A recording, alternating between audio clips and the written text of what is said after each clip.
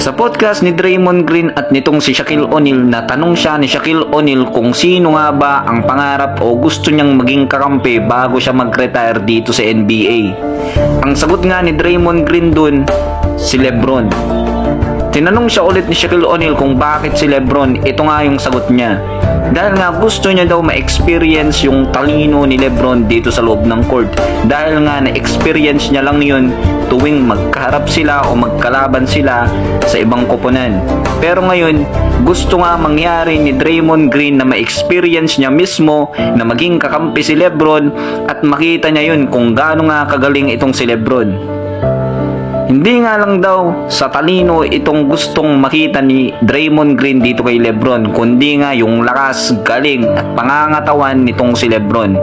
Dahil nga daw nung nakakalaban niya, lagi niyang sinasabi sa kanyang isip sa tuwing nakaka-match up o nakakaharap niya itong si LeBron na sana dumating yung araw na maging kakampi niya siya at makita niya ang tunay na LeBron kapag kasama niya na sa loob ng court. Lagi daw kasing itong si Draymond Green na sinasabi na napakagaling, napakalakas at hindi lang yun kundi nga napakatalino ni LeBron sa loob ng court at yun yung gusto niyang ma-experience. Sagot din naman nitong si Shaquille O'Neal ay na-experience niya daw yun dahil nga kahit bata pa daw si LeBron nung naging kakampi niya siya ay nakikita niya na nga daw yung talino at galing nitong si LeBron at nagtataka nga daw siya na parang mas nauna siyang na-draft kaysa sa kanya. Yun nga yung sinabi ni Shaq dito kay LeBron.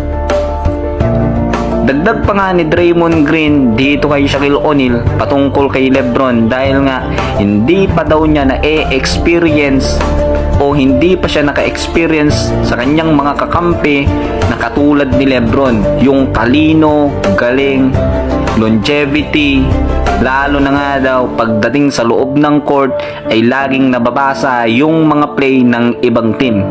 Yun yung gustong ma-experience nitong si Draymond Green, kaya bago daw siya mag-retire, gusto niyang maging kakampi itong si LeBron.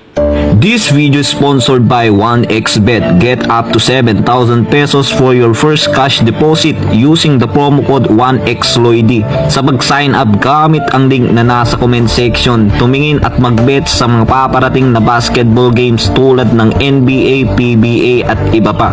At laging tandaan, bet responsibly. Si Draymond Green kasi noon naging haters ni LeBron. Lagi siyang binubuli at lagi pang ini-injured kung ano-ano nga yung ginagawa dito kay LeBron para lang mapigilan. Pero nga pagkatapos ng 2016 NBA Finals, doon na nagsimula yung pagiging pagkaidolo nitong si Draymond Green dito kay LeBron dahil nga hindi daw siya nakakita ng tulad ni LeBron na nagawa nga yung comeback noong 2016 at imposible na nga daw yun at lagi na nilang sinasabi na makukuha na nga daw nila yung kampyonato pero nabigo sila at hindi nga daw nila nagawa yun dahil kay LeBron.